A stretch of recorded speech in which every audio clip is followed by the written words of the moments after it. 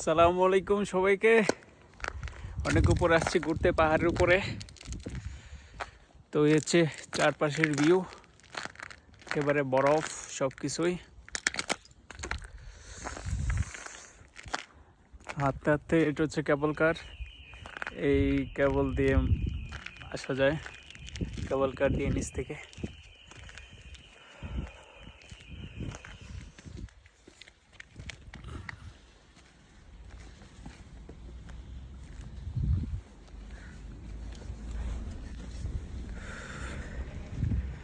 ঠান্ডার জন্য কথাই বলতে পারতেছি না, এত ঠান্ডা। তো এখন এই হচ্ছে চলে যাচ্ছি।